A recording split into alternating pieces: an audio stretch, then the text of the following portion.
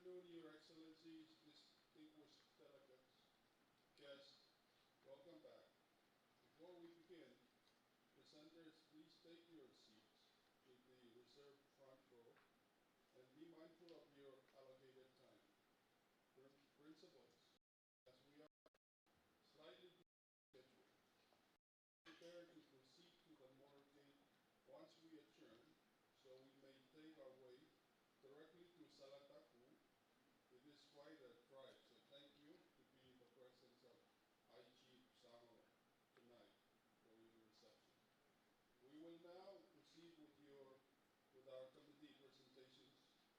Leaders' full reports of the presentation may be found in the folders directly in front of you.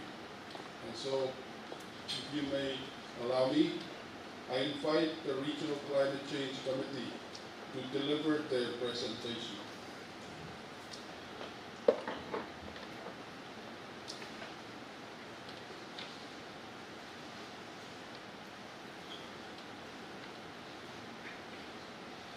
Thank you, MC. Professors Kasiladier, Excellencies, Honorable Ladies and Gentlemen. I join my salutation of humble respect with those of the previous speakers. As we all heard from the statement made at the opening of the MIF, climate change remains a high priority for our region as it continues to adversely impact our food, water, health, and fragile economies. The climate change crisis is indeed real and must remain a top priority for our region. Accordingly, we have developed a zero-trap climate change terms of reference for your review and input. As this committee will serve you on the matters related to climate change, it is important that you take ownership of this TOR.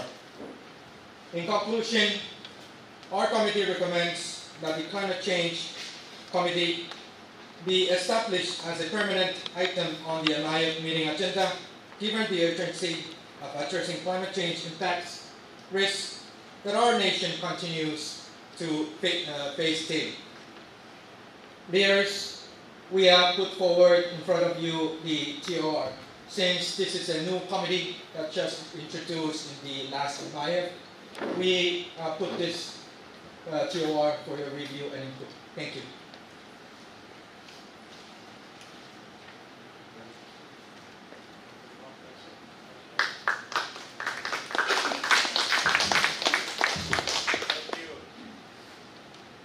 Thank you, Francisco. Quite short, I think one record. Next, we yield the floor to the Regional Gender Equality Committee to present to the forum leaders.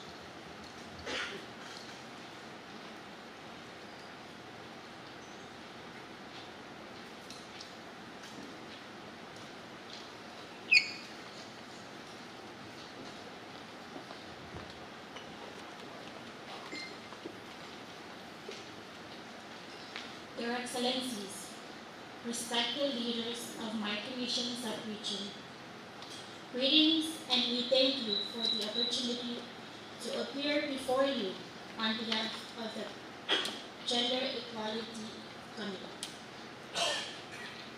The Gender Equality Committee would like to acknowledge the Republic of the Marshall Islands Secretary of the Ministry of Culture and Internal Affairs, Ms. Brenda Alec, for her stewardship as the outgoing chair of the MIF Gender Equality Committee.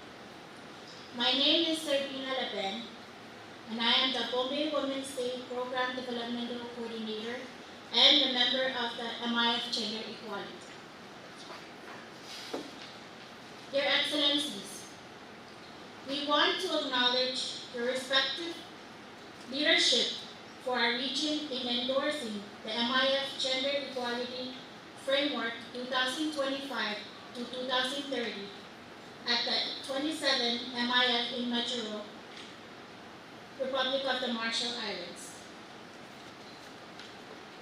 Your Excellencies, the MIF Gender Equality Framework mission is to foster regional solidarity in advancing gender equity equality and social inclusion by providing a collaborative platform for members and stakeholders.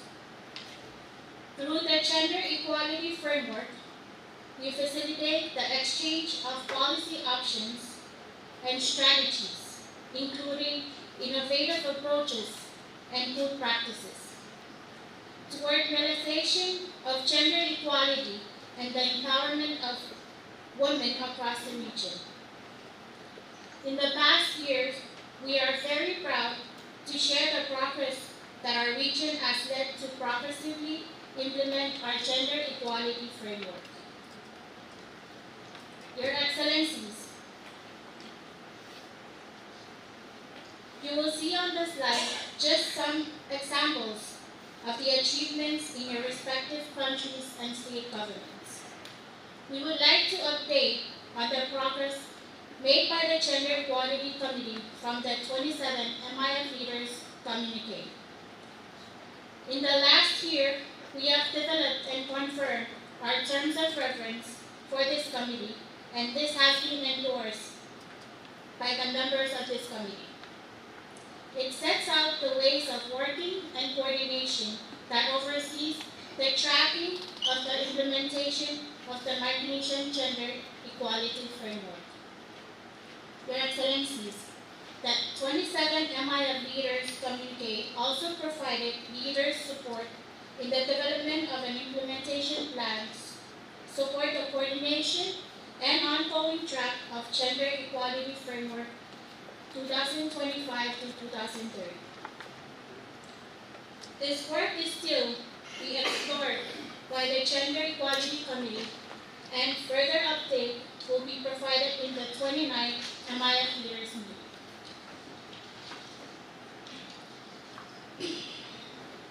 Your Excellencies, in the past year, we have been very proud of the ongoing implementation that countries and state governments have undertaken to implement the Gender Equality Framework. These have included strengthening safe workplaces, benefit for women to be able to take paid leaves and care for their newborn babies, and the protection of women from sexual exploitation. Your Excellencies, these are but some examples of achievements that we wanted to share that meets the purpose of our regional gender equality framework, ensuring support and empowerment of all women, men, girls, and boys through a range of practical and strategic intervention grounded in sustainable impact. Your Excellencies, while we are proud to share the ongoing achievements of implementation of gender equality framework, we also recognize the ongoing challenges. We recognize there are continued opportunities to address these challenges to ensure improved and sustained outcomes. Your Excellencies, we recognize in order to implement this key gender equality framework, there needs to be sustained resources. While we recognize the challenges we all face with financial and technical resources, we continue to effectively work with current resources to progress gender equality. Data availability continues to be a challenge of ensuring information is collected and analyzed to ensure strategic decision making and effective programming within our countries and states. Finally, Your Excellencies, while we recognize the opportunities that the cyberspace has provided for our region to engage with the world without leaving our respective countries, it has also posed great challenges for our people also.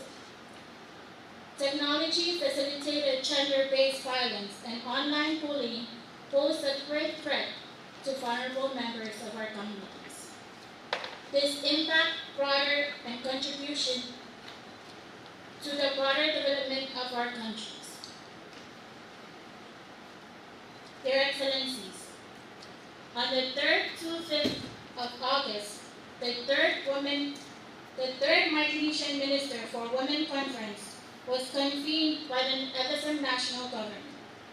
This convene is aligned to the Committee of the MIF Leaders to Progress Gender Equality. The MMWC includes Minister for Women of their equivalent from within our sub-region. This was the first convening of the MMWC since MIF Leaders endorsed of the Micronesian Gender Equality Framework. The framework provided the key guiding documents for ministers' discussions on what needed to be prioritized in Micronesian region to progress gender equality. Your Excellencies, the Gomarala Declaration 2026 sets out the key priority, address areas to progress in the next year to support the implementation of the gender equality framework. Your decisions made today by MIF leaders relating to gender equality will continue to be supported by Micronesian Ministers for Women to ensure the ongoing implementation of Micronesian Gender Equality Framework and ongoing gender priorities. The Gender Equality Committee therefore makes the following recommendation to MIF. To support sector committees to integrate gender equality framework. This strengthens the integration of gender equality.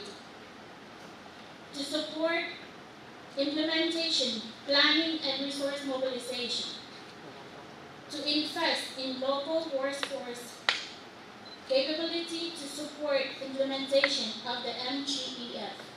And lastly, the recognition of the Gomarala Declaration endorsed by Micronesian Ministers for Women. Thank you.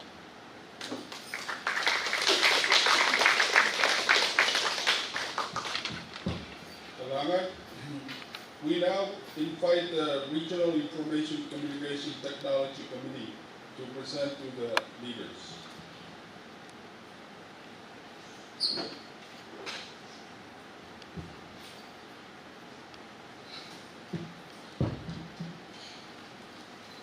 Good afternoon, everyone. My respects to all the principals and everyone. My name is Edward Albert, and I am the Assistant Secretary for Communications at the FSM Department of Transportation, Communications and Infrastructure. And I'll be representing the Committee on ICT. Leaders, the ICT Steering Committee brings together representatives from across sector, including government, infrastructure owners, regulators, and operators. Unfortunately, not all committee members were able to make it in person this time around.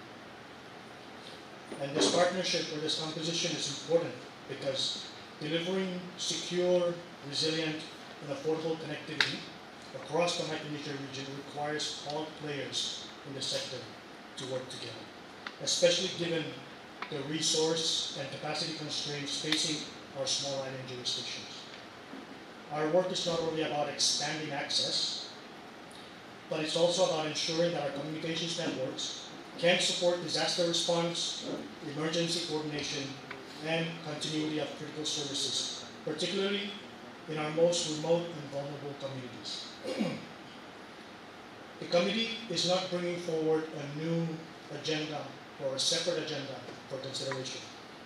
Rather, we are carrying forward the outcomes, communiques, and resolutions from previous Micronesian Island forums, particularly the 26th MIF that took place in Pwuhng 2 years ago. Our purpose today is to provide a concise regional update on where we are, identify the region-wide challenges that remain, and seek continued direction and actions needed to strengthen communications resiliency and digital transformation across the region. Next slide, please. So since the 26th MIF, the region has made important progress in recognizing ICT as a shared development, security, and resiliency priority. Leaders endorsed the development of a declaration on digital transformation of Micronesian islands, supported the strengthening of regional ICT governance structures, and directed the development of a Micronesia ICT and Digital Transformation Action Plan. The committee's view is that these directions remain not only highly relevant, but also substantial and significant to the future for a connected, resilient, and secure Micronesia region. A clear example of this regional progress is the East Micronesia Cable, which has connected Pohnpei, Nauero, and Kadkadaur. These were the three remaining Micronesian jurisdictions that have not been connected to a subsea cable, and that milestone was achieved earlier this year. The committee congratulates the leaders on this important achievement and expresses sincere gratitude to our donor partners, Australia, Japan, and the United States, for their unwavering support toward a well-connected, resilient, and secure Micronesia region. Our continued engagement with development partners will remain essential to this work. Given the scale and cost of ICT infrastructure in our region, Micronesia cannot achieve these objectives alone.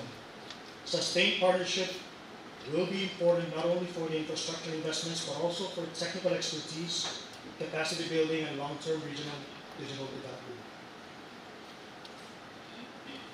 Next slide.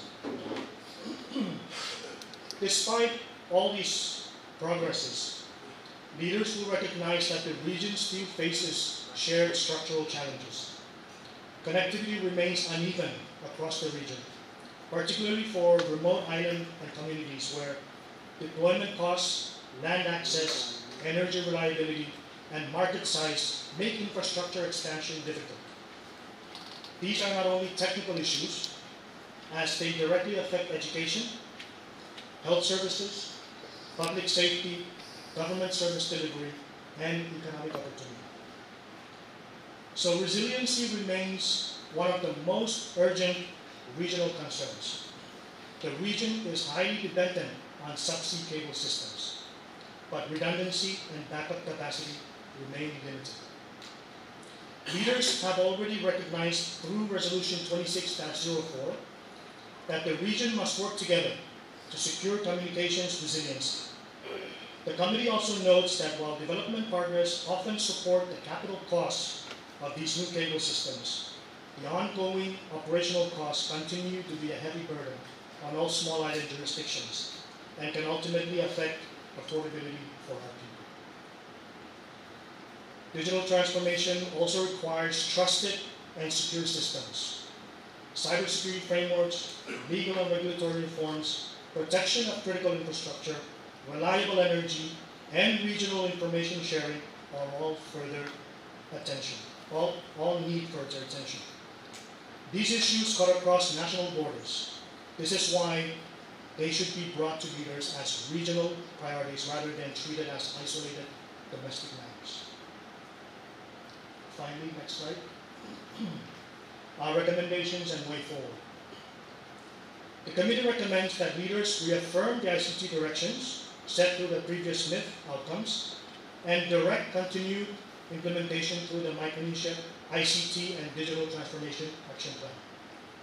In practical terms, this means prioritizing communication resiliency, cybersecurity legislation and frameworks, legal and regulatory frameworks, sustainable cable operating costs,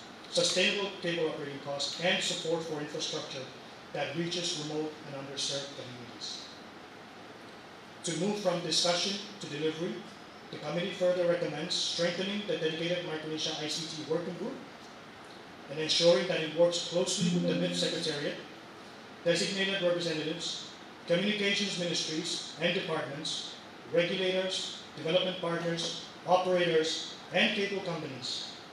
The aim is to give leaders confidence that regional ICT priorities are being followed through, they are tracked, implemented in a coordinated way across the region. Thank you.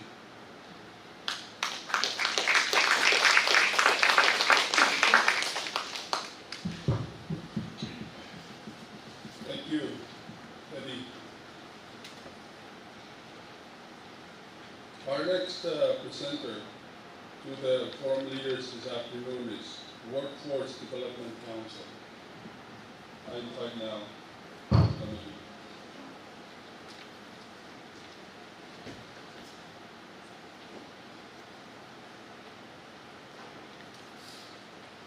As a media man ko. Next slide, please. So, our objective is to strengthen the region's capacity by developing a capable, resilient, and future-ready workforce that meets community needs and supports sustainable growth. In other words, to make better our workforce in the islands. So in our meeting, we came up with 5 initiatives. The first one is training opportunities. It expands access to skill building programs. Second one is providing regional certification, which establishes standardized credentials. The third is reviewing personnel policies, updating HR frameworks, and amending our PSSL. The fourth is recruitment improvement, streamlining hiring and retention, retaining our employees. And lastly, employment development, providing incentive for long-term service employees and continuous learning. In our meeting, we also came up with 5 challenges. The first one is migration of skilled workers overseas. Local workers get the skills needed, but then they travel abroad seeking maybe higher salary. Second is local workforce shortage with limited technical professionals. The third is funding constraints. Even though there are trainings provided, funding is still a problem. The fourth is technological gap. As a developing region, modern technology is still a work in progress. And then last is public-private collaboration. There is still a need for stronger partnership between the government and the private sector. In conclusion, we came up with 4 recommendations. First, to develop a regional workforce strategy, a unified planning across the region. Second, to create a workforce data system which centralizes tracking of skills and vacancies. Fourth, to increase investment in training. And last, align skills with industry needs which match education to market demand.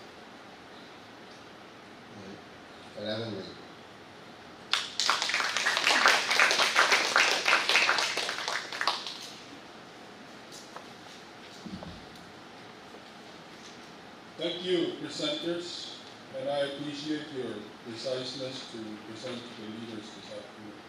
That helped us got up a little bit on our time. We now move to the leaders' dialogue and discussion this afternoon. Chair, I yield the floor to you. Thank you, MC, and thank you, presenters, for your brief but very loaded presentations. So it is now our time to say something.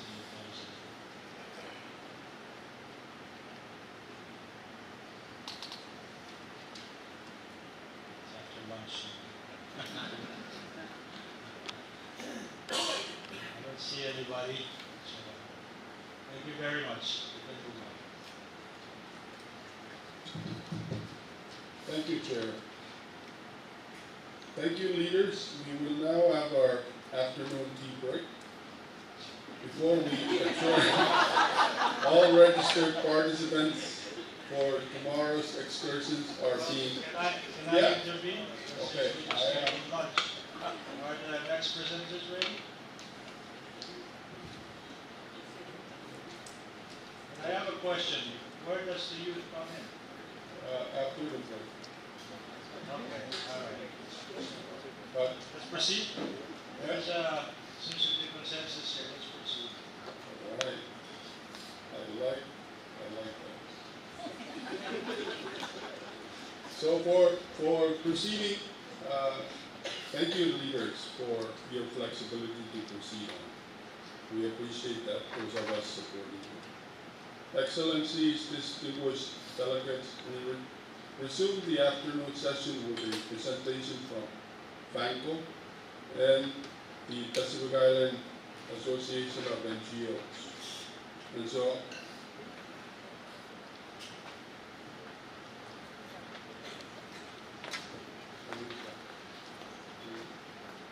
I now invite them to present to the forum.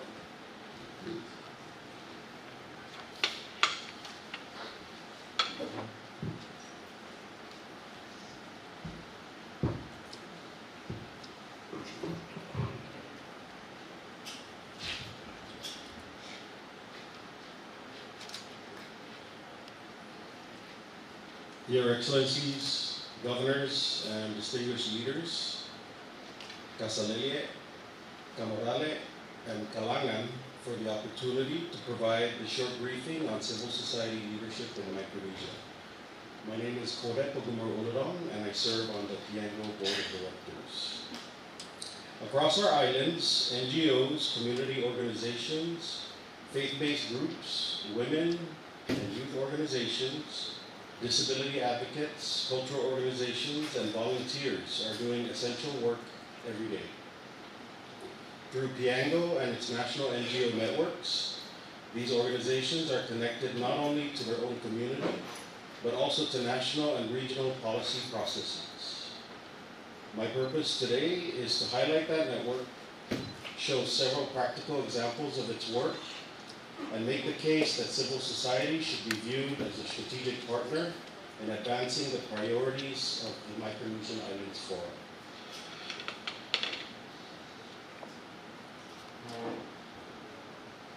So what is Pwuhng?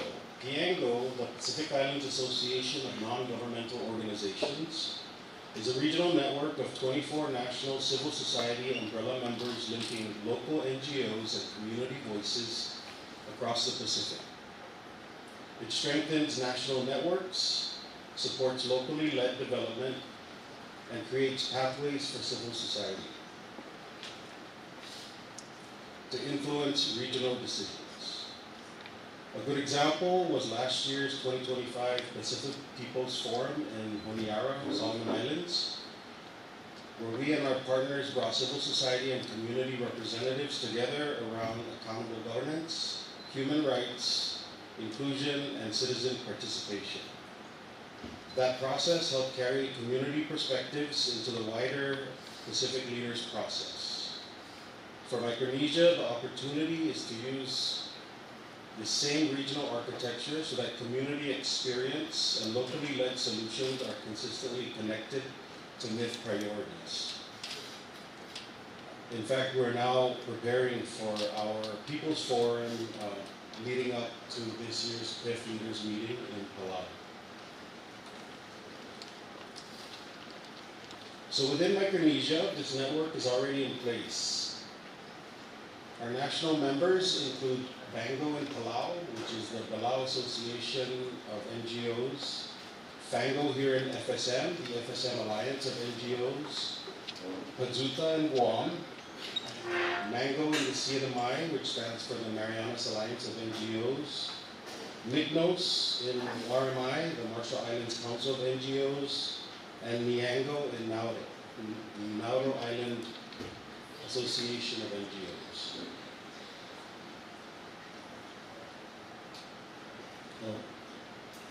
Go back, please. So together, these organizations connect civil society, communities, governments, and development partners across our sub-region.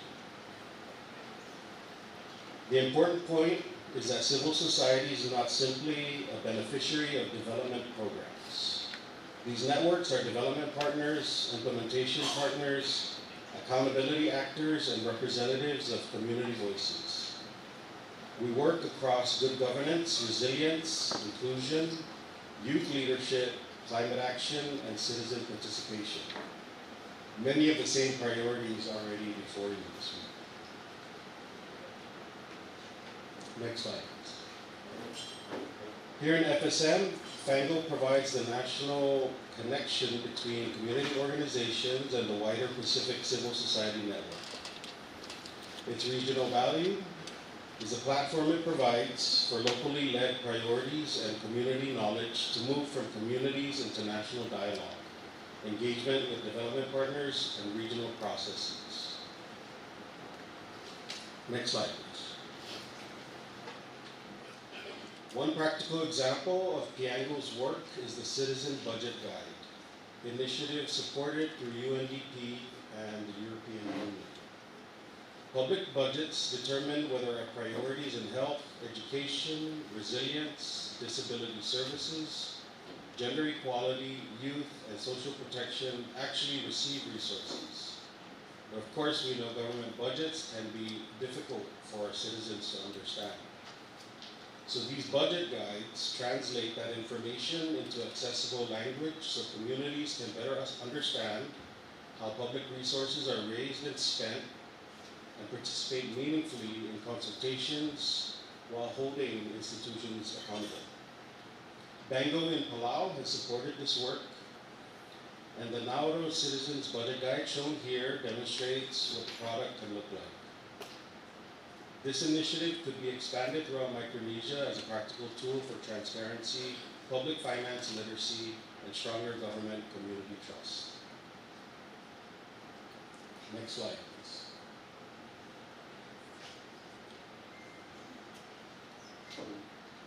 Sorry, back one. So for Bango and Paduta, we see that they demonstrate how our national civil society networks can organize around priorities that directly complement government agendas. In Palau, Bango has focused on public finance management and fiscal accountability, gender-based violence prevention and gender equality, disability inclusion and implementation of the CRPD, the Citizens Convention on the Rights of Persons with Disability, and stronger citizen participation in government dialogue. In Guam, Paduta convened nonprofit organizations around a shared regional policy agenda that emphasizes strong families, youth leadership, and workforce development, digital heritage and island-centered history, disability inclusion, climate resilience, and stronger nonprofit infrastructure. These examples show that national NGO networks can do more than implement individual projects. They can consolidate community priorities and bring a coherent civil society voice into regional policy discussions. Next slide, please. MICNOS in RMI ensures that the Republic is also represented within this Micronesian civil society network. It connects RMI NGOs and CSOs with national and regional processes and supports civil society participation in consultations, reporting, and program design. One powerful example from the Marshall Islands is Wan Island in Majan, or WAM. WAM uses traditional Marshallese canoe building, sailing, and navigation, not simply as cultural preservation, but as a platform for transferring life skills, vocational capacity, and cultural knowledge to young people. It connects heritage with employment, income generation, sustainable development, national unity, and self-identity. Next slide, please. The CNMI experience shows how civil society can contribute both on the ground and at the regional policy level.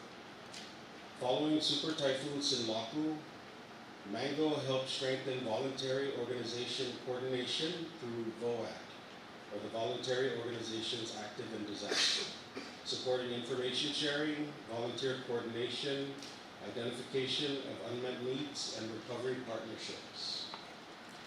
Mango is especially critical in leading that voice and conversation that connected all the volunteer organizations, including the American Red Cross and World Citizens Kitchen, to our communities and our people in need. At the same time, at this year's 6th Pretim Senior Energy Officials Outcome in Port Moores, we recognize CSOs as implementation partners in the Pacific energy transition. I believe the CEO, Anson, also referenced the FSRIC 2.0, particularly for community-level delivery, inclusive engagement, capacity building, decentralized energy systems, microgrids, and community-based financing. So even with this conversation around our energy needs and the transformation necessary, particularly in the current climate, our CBOs can serve as critical partners in engaging with our communities, especially as we talk about decentralized energy systems.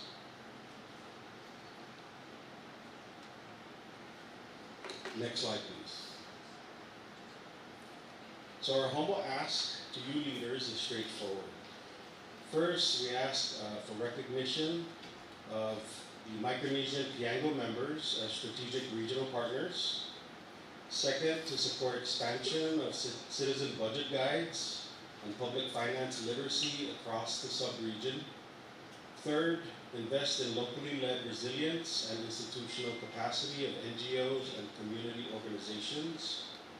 Fourth, strengthen regional civil society participation and disaster coordination.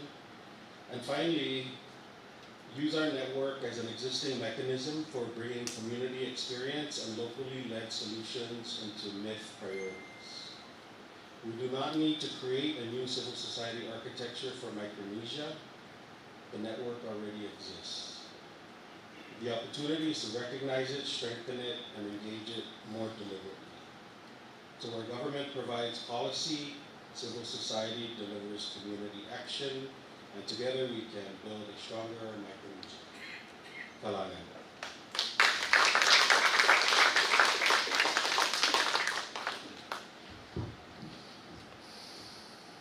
Distinguished leaders, delegates, and guests, we are pleased to welcome the youth delegates from the youth group presentation. So, and now welcome the starting of the youth.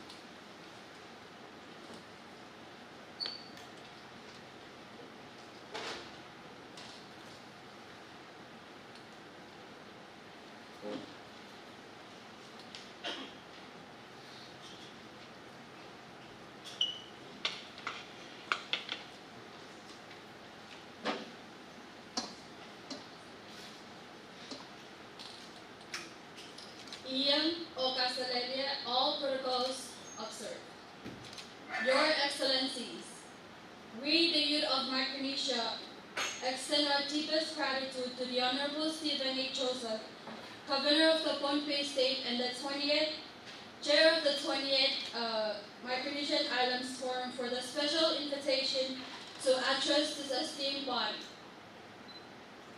We congratulate the Pohnpei basketball team for their outstanding gold and silver medal victory won this past weekend. A proud testament to what our young people accomplished when backed by strong support by our government. We praise the youth of Pohnpei and Pahrek for their progress in revitalizing the Pohnpei Council, the Pahrek Youth Development Association in unified voice. We likewise commend the youth of Chuk and Republic of the Marshall Islands for their leadership in climate action, disaster preparedness, global, regional, and community advocacy. The Micronesian youth further acknowledged the special invitation by His Excellency President Pwuhng S. Woods Jr. to Pacific governments to include youth on their delegation to attend the upcoming Pacific Islands Forum Leaders meeting, which will be hosted by Palau. This is another testament to support of the government in ensuring that youth voice is included in high-level decision-making. The Micronesian youth would like to reiterate our compliments to the Federated States of Micronesia, as mentioned in our previous joint statement in RMI. With the youth leadership of the Micronesia, the work has progressed to reach the formalization of the Pacific Youth Development Framework. We therefore call upon the Micronesian leaders to endorse the Pacific Youth Development Framework as a guiding framework for youth development in the region.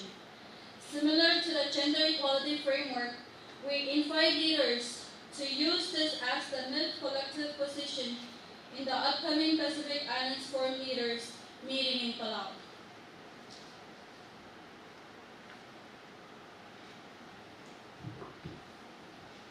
We commend Her Excellency Dr. Hilda C. Heine, President of the Republic of the Marshall Islands, for pioneering the first official MIF youth engagement. We congratulate the RMI government on successfully launching its new RMI youth policy that was government funded, yet fully youth-led and youth-informed. When youth priorities are clearly defined by youth themselves, governments can track progress, allocate dedicated resources, and ensure development partners align themselves directly with our national priorities, not the other way around. We further commend His Excellency President Wesley W. Simenuk and the government of the Federated States of Micronesia for the ongoing process of renewing the FSM youth policy, and we ask that youth engagement in consultation processes be meaningful through adequate representation from each of the states, including the outer islands. We believe meaningful youth engagement means allocating adequate time and resources to ensure sufficient youth representation in consultation processes. In that regard, we urge all Micronesian governments to follow the unprecedented exemplary milestone set by RMI. Thank you. Excellencies and honorable leaders, youth are not merely the future. We are part of Micronesia's present.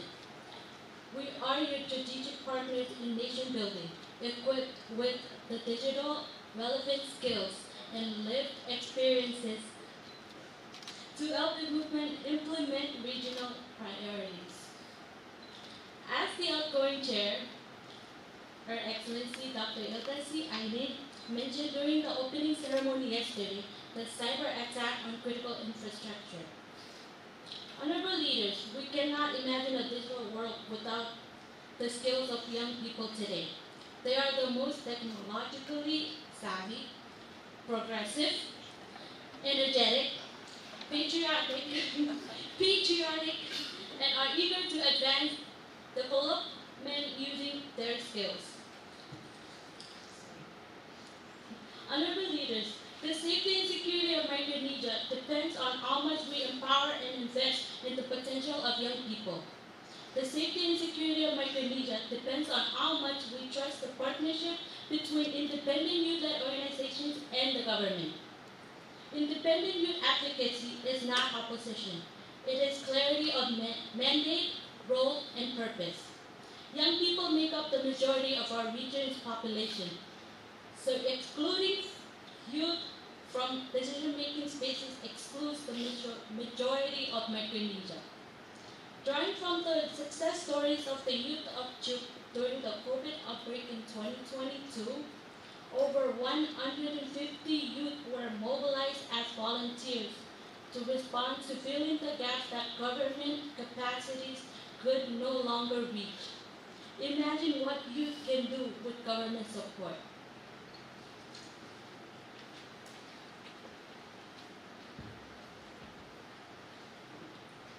And more. Across the Micronesian region, approximately 1/3 of the population, and in some countries, as much as 37% between the age of 14 and 35. This is more than just a statistic, it's a call for action. More than 1 in every people in our country, in our nation, is young, and their health, education, employment, safety, and opportunities will shape the future of our islands. This is the key reason why we respectfully advocate for the establishment of a permanent youth committee within the Micronesian Island Forums. Youth should not participate only as observers or occasional guests. They should have a recognized and meaningful role in regional discussion, policy development, governance,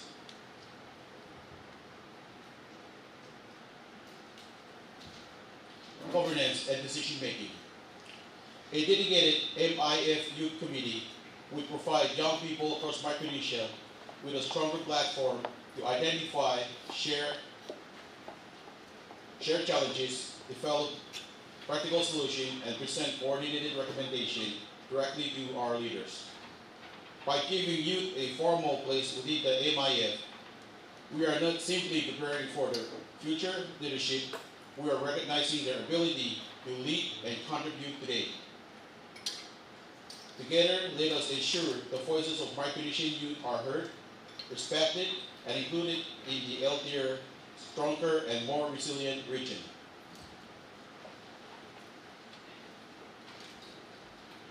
We will be honest in saying that it has been a long time coming, and we recall our joint statement from last year.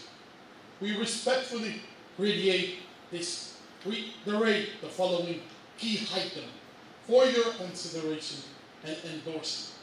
We call upon the Micronesian Highland Forum leaders to seek your endorsement to formalize youth governance within the MIF, building on the acknowledgement of the youth joint statement in the 27 MIF leaders communique.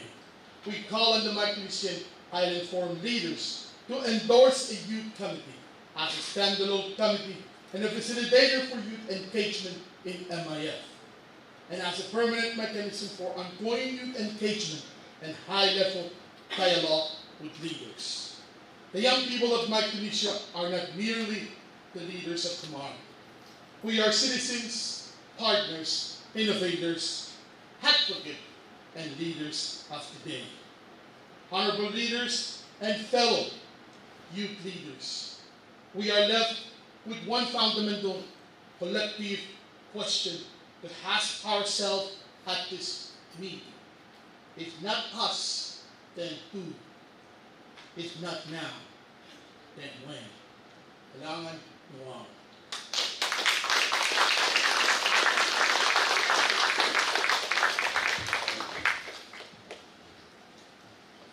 Thank you to our youth members for those very valuable, inspiring perspectives. Thank you. Your voices are integral to shaping the future of the region. As we conclude this forum, as once again demonstrated the enduring strength of our regional unity and shared purpose, please join me in expression of appreciation for our distinguished leaders.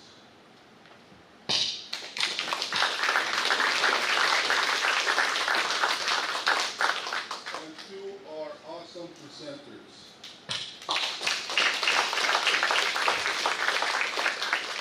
And participants for another successful Micronesian Island Forum. Thank you very much. Before we adjourn, however, please note the following important announcements. This evening's reception, tonight's dinner reception will commence at 4:30 p.m. at the Salatak Gymnasium, Pwuhng, with the Paramount Chief Sangoro. The evening is hosted by, of course, the Chief and all traditional leaders and communities of Pwuhng. And we also would like to acknowledge, respect the generous contribution of the FSM Congress that will support this evening reception. We also would like to acknowledge and thank the Chinese government and the embassy for their generous donation to sponsor overall cost of this Amaya. We encourage all to join us for an evening of tradition and culture. Wait, what happens in my program? Did the program end itself? I appreciate it. Okay. Yeah.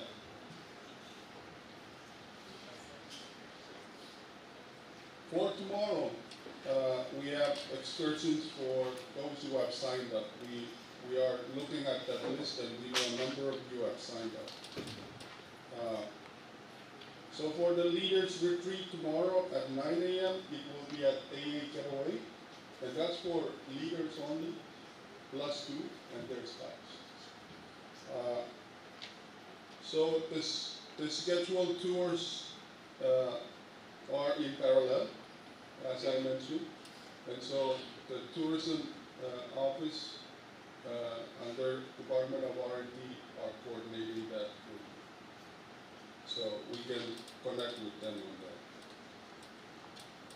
And so they will be coordinating with your liaison officers assigned. So leaders, our liaison officers are doing a good job, and they will continue to do that to make sure you get to the AA Getaway, your retreat tomorrow, leaders retreat.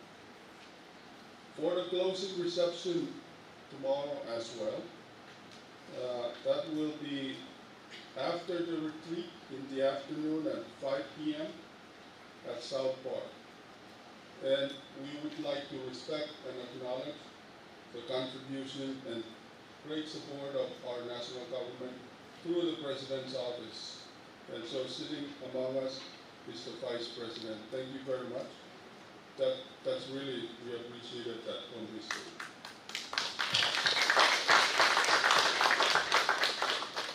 For the drafting committee, you've been working hard, and so your last moment to clean up the communique. You try to wrap it up so you can join us in with the non-market, but 3 o'clock, your committee is meeting. So with that, Chair, before I turn it over to you for closing, thank you, Your Excellencies. Ladies and gentlemen, day 2 of the 28th Micronesian Island Forum is now done by us, but I will turn it over to the Chair for this. Thank you.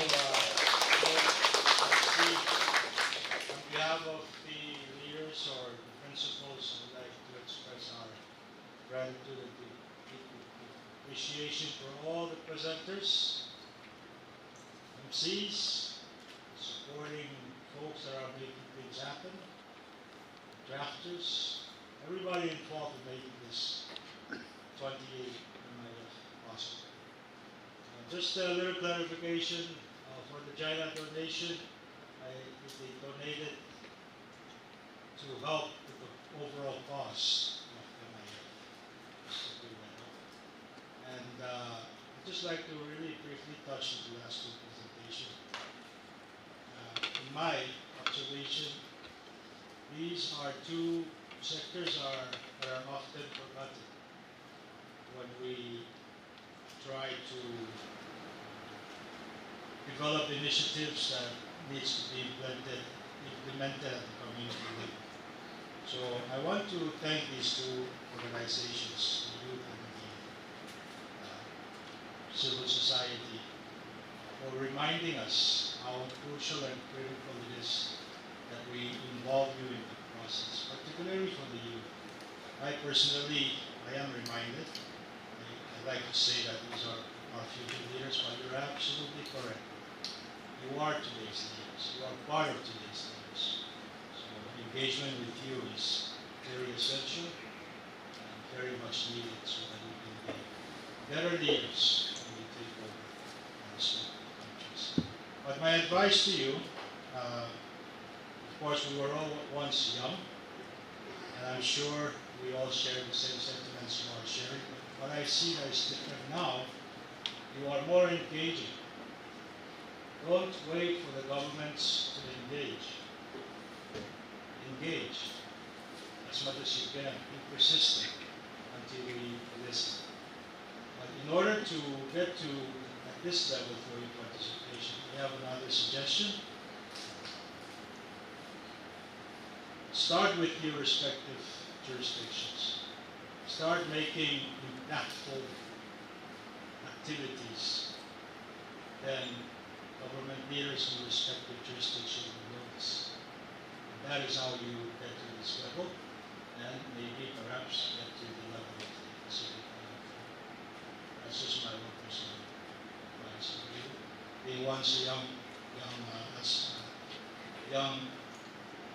man and aspired to be a leader, and now I am considered one of the leaders. That's the lesson that I would like to do. Don't wait, take the initiative, engage. Okay? Any comments from the other principals?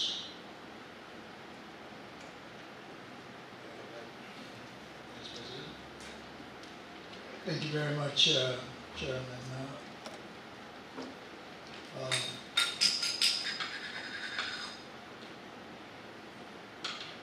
I share your sentiments in thanking all the presenters, especially the women and the youth representatives. I just wonder if I'd like to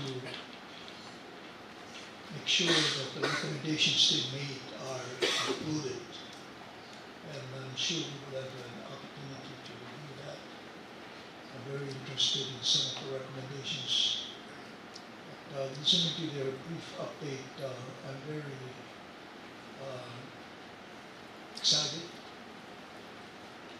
I agree with you that our youth today are doing more, and they're more engaged with the socioeconomic and political events of our country. So I want to encourage you. I like the wording, if not us, then who? If not now, then when? That's very important, and that's why I want to make sure that we don't just listen to the recommendations made by the student group. They are usually challenged group for their recommendations to be registered, and more importantly, to be implemented in the respective localities. So I would strongly encourage that we not take time to review those recommendations and make sure that what they do and what we approve will move us forward.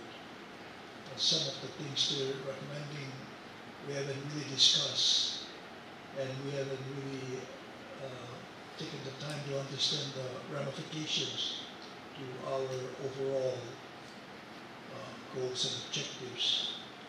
There are certainly a couple items that are very, very important.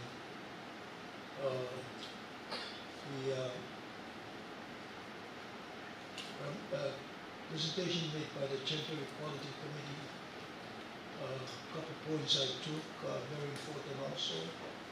I applaud the effort and the progress we as a region we have made in gender equality, which is major.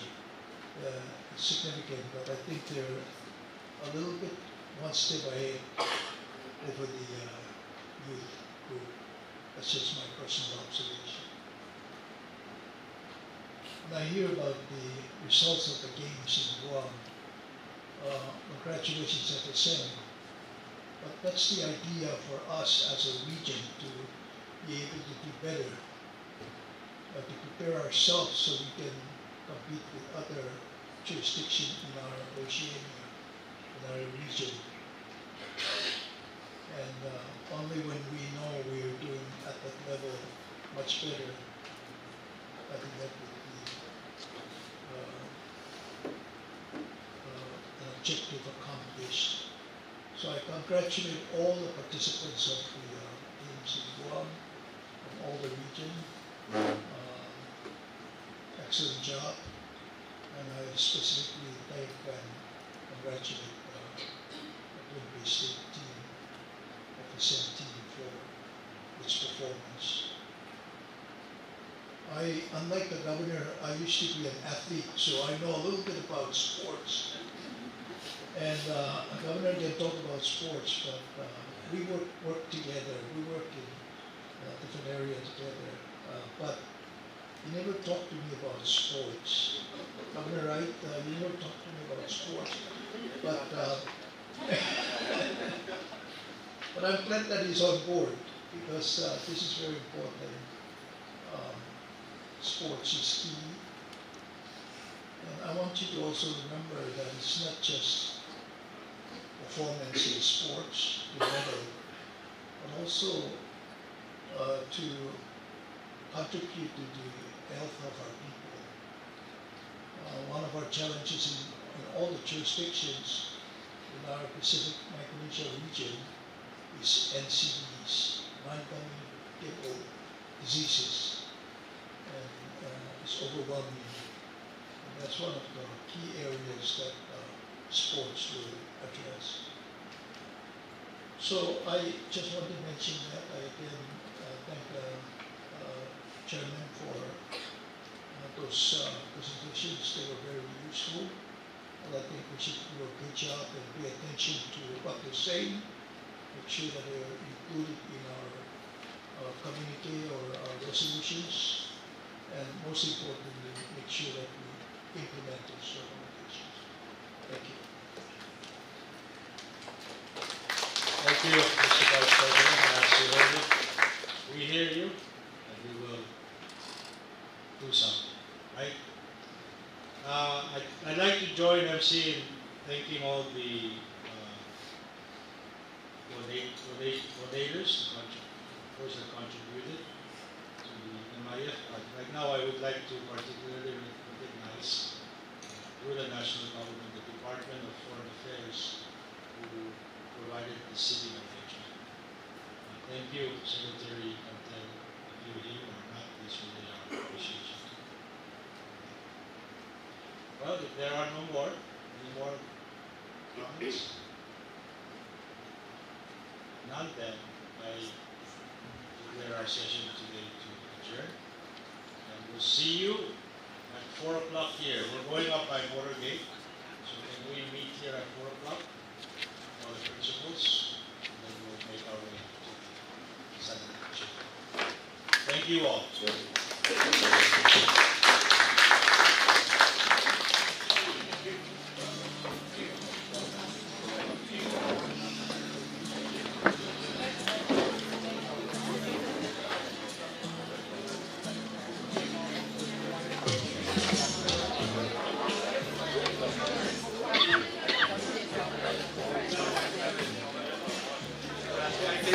Good night.